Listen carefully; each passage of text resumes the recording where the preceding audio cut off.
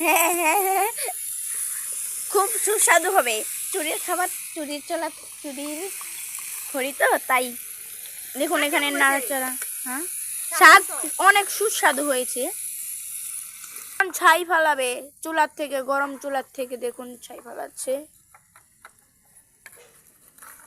দেখুন কত গরম কয়লা। এখানে তরকারি কষানো হচ্ছে, আমি একটু নাড়াচাড়া দিয়ে দেই। আমি আবার বেশি তরকারি একটু নাড়তে পারি না, খুব কষ্ট হয়। কম তরকারিও নাড়তে পারি।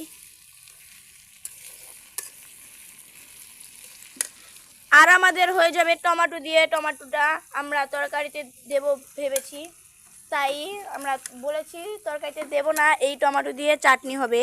আপনাদের দেখিয়ে দেবো। ভাত নামাচ্ছে দেখুন এখানে।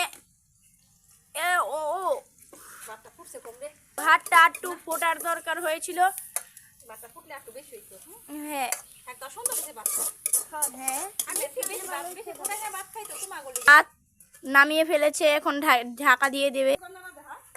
এই যে দেখুন আমার ভাস্তি, এই যে নাড়ছে, একটু ওকে বলেছি নাড়, দেখুন নাড়ছে। এখন আমার বৌদি নাড়বে।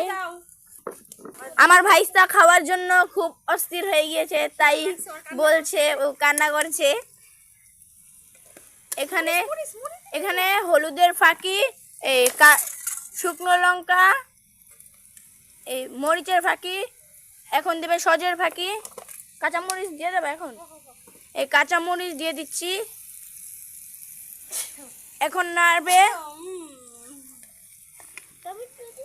এখন জল দিয়ে দেবে, জল দিয়ে একটু কষাবে।